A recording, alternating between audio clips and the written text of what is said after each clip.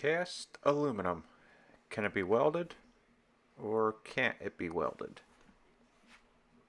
That is the question. Alright, here we got a cast aluminum bracket for a older, I think it's a VW bus or something like that, alternator bracket. And it was previously welded before, and here we're going to attempt to fix it a little better.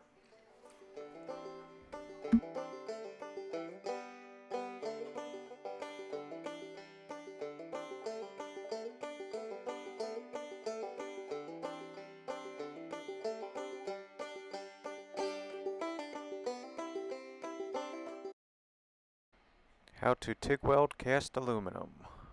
Season 1, Episode 4, by Chris Wonarski. Instagram, @Chris Wonarski. Hope you enjoy. Warning, flashing lights occurred during video from welding. Please use caution. Thank you.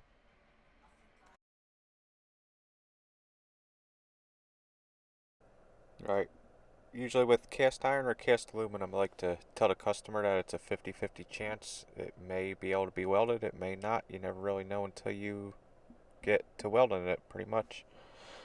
Start off right now by clamping this piece down and fitting it up as best as I can. Clamp it down and I'll trace around it as a little template. That way, after it's all done, that I know how it's supposed to go back together. I'll mark those holes on there. Now in the middle right here is where I'm going to tack it, and on the ends right here is where I'm going to start to bevel it. And then same thing on the back here. I'll put a tack on the back and a nice bevel on the sides. I think I'll tack those two end corners, or not really sure yet. But I want to get a tack on it before I bevel it and to hold it in place. But here's the wheel that I'll be using. It's a Type 27 Max Flex. They're like $7 a piece. They're a little pricey. It's kind of a little softer than one of the hard rocks, the black rocks, and it's really, they work really good for aluminum. And I never, sometimes try it with stainless steel too. It takes off just a little bit at a time compared to like one of the black rocks. But with the black rocks with aluminum, they kind of gunk up a little. So these work really, really good with aluminum. But I'll take a little bit off here when I'm grinding it. I don't want to take too much off. And then I'll go back and fit it up afterwards. You can see my hands were getting a little hot from that aluminum heating up pretty fast. So I had to put some gloves on. Now I'll clamp it down, grind it a little, and get a nice little bevel on there. And I decided that I can grind the whole side of this thing. Another thing too with aluminum, cast aluminum, is you kind of want to have it as clean as possible. So just try getting it as clean as you can. Pretty much I'll flip it over. Try my fit up right now, see how it fits up, and my gap and everything, and my bevel and everything. Just see how it all fits up. Now you can see pretty good right there. Still got that other side to bevel out, but the side that I just did is actually going pretty good. Nice and clean. Clamp it back down, fit it back up, and on to the next piece. Or other side, whatever. Now here's the middle part. I'm gonna try doing that a little bit, and we'll see how it goes. Nice little click together, and a little deep bevel, but that's alright because we kind of want a little better penetration for this one. As long as I got my right fitment and fit up, that's really what matters the most, I think, for this piece.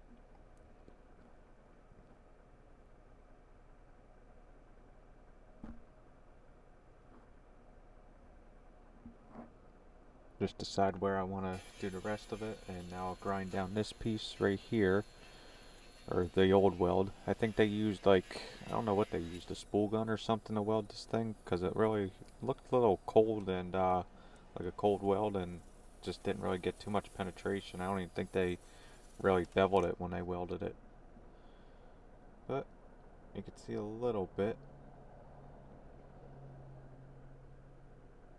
really know what I was showing you guys there. It's been a while since I filmed this video. But here you go. Here's the, not final product, but nice bevel that I got going on there. Now the ends, I didn't bevel the ends yet, but I want to get a nice tack in the middle and bead in the middle before I grind down the ends. Now this, I don't think I really needed to, because I just wanted to get a little better grinding, but I think it kind of backfired on me a little because this wire wheel is actually used for black iron, and it could contaminate it. I don't think it did, but it could. But nice clean final product, pretty much. Just make sure you get it as clean as you can, pretty much, and the cleaner you have it, the better it goes, pretty much. Now you could go a step further and clean it with some like acetone or some boat cleaner, aluminum cleaner, and that'll get it a little better. I didn't do it here, but it can't hurt. Alright, all tacked up, ready to weld.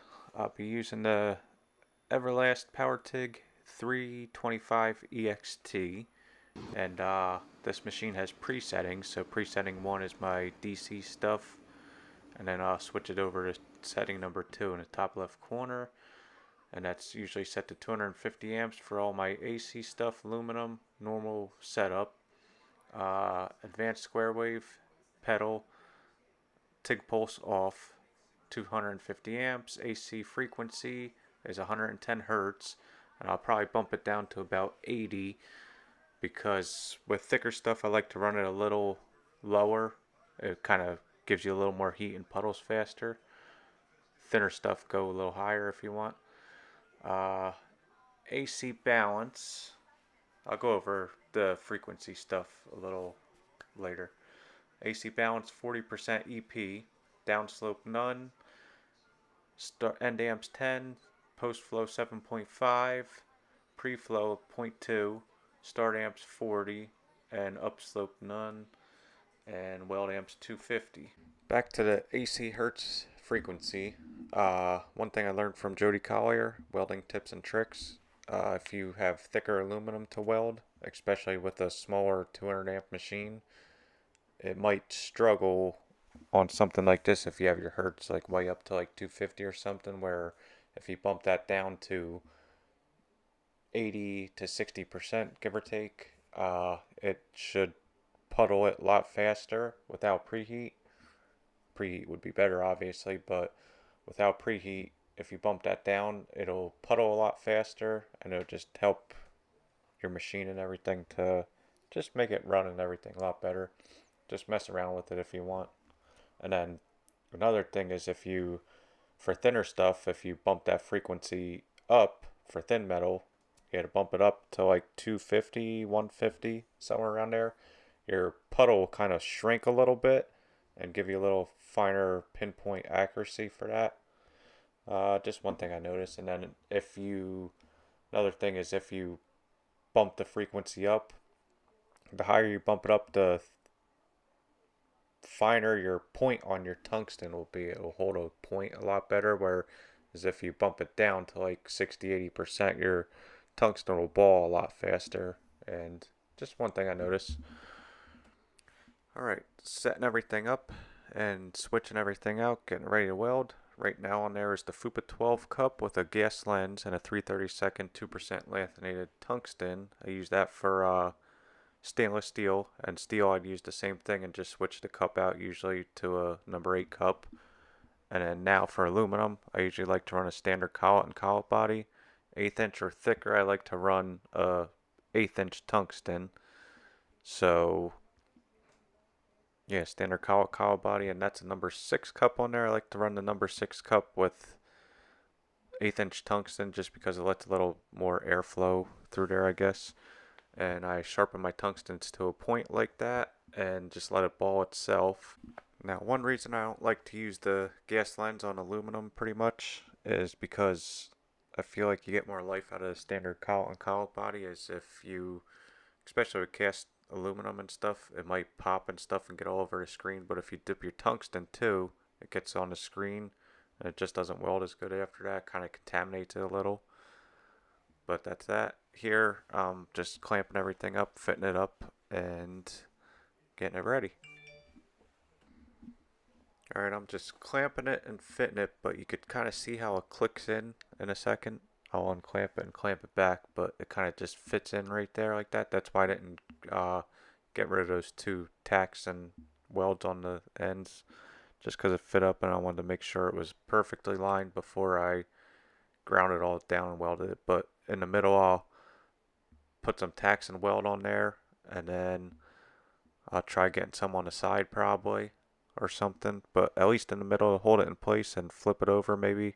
Get some weld on there before I fully weld it, and I'll come back and get those two ends, grind those down, bevel them, and then I can weld that too, and then go over everything after that. But here, getting everything ready, and with cast aluminum especially, I kind of let it build up slowly, like slowly heat that part up, especially if I didn't preheat it. This I didn't preheat, but it probably would have welded better if I did, but I just take my time. I don't go full throttle right at once and try puddling it and tacking it. I just let a little bit, like, slowly build up, let that heat sink in a little bit, and kind of the AC balance and everything. Just clean it, let that cleaning action work and everything, and just tack it a little slower. But you can see right there, I think it's not going to be that best of a weld. It's already starting to get nasty and gunky and everything in there. So I'll flip it over and try tacking the bottom. But right now I got the top tacked. And now I'm going to measure, because I want to clamp this down, but when I tack it and everything, I want to measure that gap distance, put a shim under there.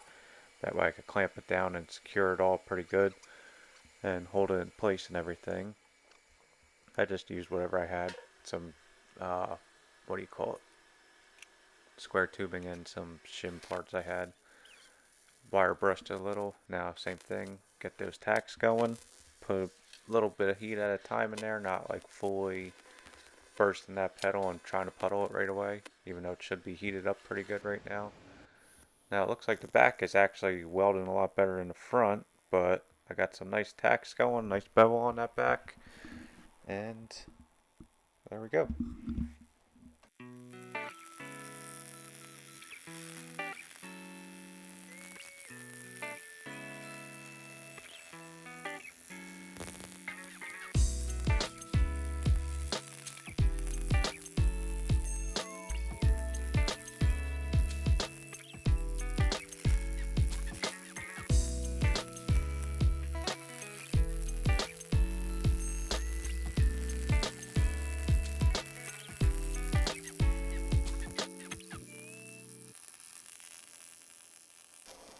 Now, I don't know if you see those sparks coming off of all that, but that's one reason why I like the standard cowl body, because if I had a gas lens on there, those sparks and everything could get up and hit that screen and like arc them both together or leave something up there and just contaminate it a little.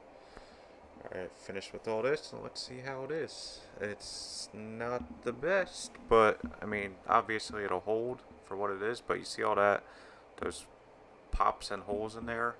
That's all porosity and stuff because it's all dirty and nasty cast aluminum. Whatever metal that was built up with is just junky or metal, I guess you could call it. But that's pretty much why you don't know what you're going to get into, because sometimes it could be good, sometimes it could be bad. It's not the worst. I mean, this is plenty strong for what it is, but I'm not even going to bother grinding it out because it's just the same thing. It'll be pretty much the same thing. But I'm just going to keep going over it and I'll smooth it out after. But see all those sparks and everything coming from it? That's just what it is, but you could just see all that black soot and everything. And I'll just try going over everything, wire brushing it, going back over it. If it's really bad, you can grind it back out, but for what this is, I don't think I'm going to get any better if I grind it out or anything. And the customer probably doesn't want to spend all that time or money on it by me taking the time to grind it all back out and everything. But it's not really the best, but I think it'll hold up for how it is. You can kind of see. I had success with better metals before. I think like a week before this, I actually had it was like a chair frame. I think I'll show a picture in it in the end. It was cast aluminum, and that thing welded beautifully, like nothing like this. But this isn't the worst that I had, but it's probably in the middle. Now I'll start to grind those pieces out, the ends, and then I just noticed right here after heating it up, I noticed that little crack that I just pointed out. Back to the grinding, pretty much.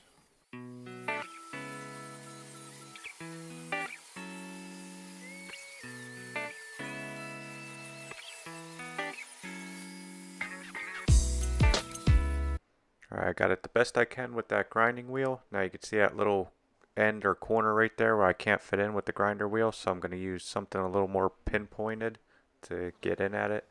And the only thing I have right now is these little cardboard twist-on discs that go on a little grinder, quarter-inch shank or whatever. Best thing to use would be a aluminum carbide bit, but I don't have one of those right now. Now this would work.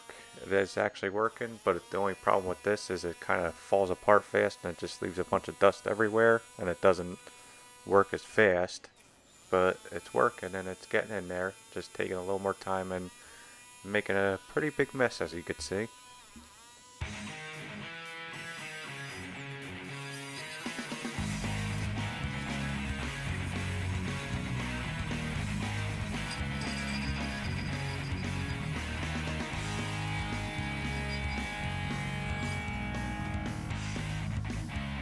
Alright, I don't know how, but I forgot to film me grinding this off, but I just ground it down with a flapper wheel and that wheel and just ground it down to get it nice, sit nice and flat afterwards. But here's all that gunk and everything on there. I'm just going to blow it off with the air compressor, and now I clamp it back down and get ready to weld it. Alright, time to start welding it, I guess. Same thing as before, you can preheat it if you want, because now the part is cool pretty much, and just go back at it. But I didn't preheat it, and I'm just going to lightly, or not lightly, but slowly let that cleaning action build up and hopefully eat away all that contamination, and just heat it up and start going at it slowly. And then once it's heated up, then I can go a little faster, but I like to go a little slow with cast aluminum. Just let that cleaning action work its way in there and just help go at it. But nothing special. Just try keeping it clean after your passes. You can wire brush it if it's dirty, and just go to town and do it the best way you think it is. I mean, if it's dirty, you brush it. If it's going good, you could just keep going at it. But you don't really know until you start working with it, and the metal will tell you what to do, pretty much. Just read the metal and your puddle and everything, and should go pretty good. Every piece of cast aluminum, pretty much, unless it's from the same manufacturer or whatever, it's pretty much welded differently, so you don't really know what you're going to get into. But this is not horrible, but it's not the best. You can see I got a little dirt spot in there. I might have dipped the tungsten, I don't really remember, but just wire brush it and go back at it. I'm going to add another pass to that, even though that was pretty flush right there. I just want to make it a little more overpass on that and just help build things up. But I'm getting the side of this and just going at it.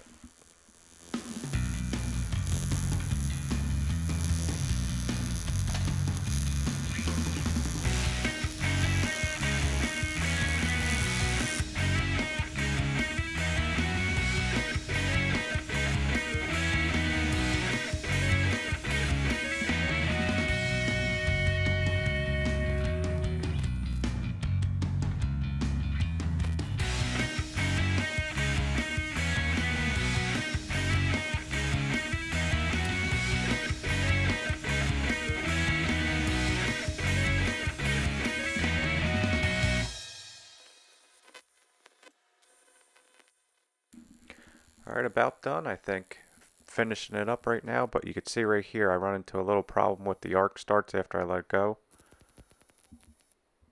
It was struggling to start, Found out a couple weeks later after that, because it kept on acting up, that called the Everlast tech support, and this is a factory torch, the TIG torch, and it was a problem with the power cable where it was kind of broken or something, but they sent out a new one free of cost. I think within a year they have a factory warranty or something on their parts.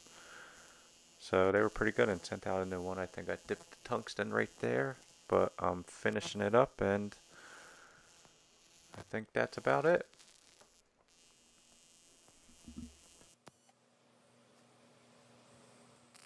Alright, final product, I guess, before I ground it down. A little porosity in there. After I grind it, you'll see a little bit more in there. But same thing with the top. I didn't really grind the top, but that's the best it could get, I think. If I ground it down, it would be, might have a better shot at getting it with no porosity, but for what it is, it's plenty strong enough, and I don't think the customer wants to spend a whole lot of money in it. Uh, the previous weld before this, which was like nothing, it lasted I think like 2 years or so, so I think this should last it a good while, or at least enough time for him to find another part. So I think it should be pretty good and hold up pretty good. Seems like I got a lot of penetration and everything in there. Now this is the chair I was talking about. Wish I would have got a video of this, because this thing welded actually like kind of beautifully, and I blended it in and everything. But I'm happy with how that came out too. It was just a broken chair leg, and had to grind it back out and fit it back up.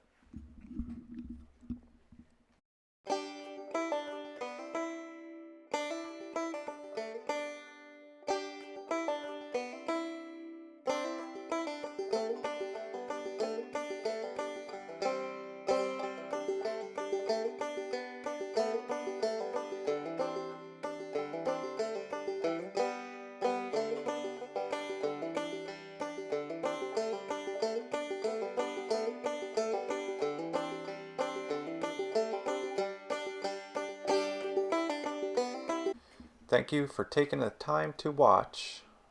Feel free to like, dislike, comment, and subscribe. Follow me on Instagram at Chris Winarski. Stay tuned for the next one. Thank you.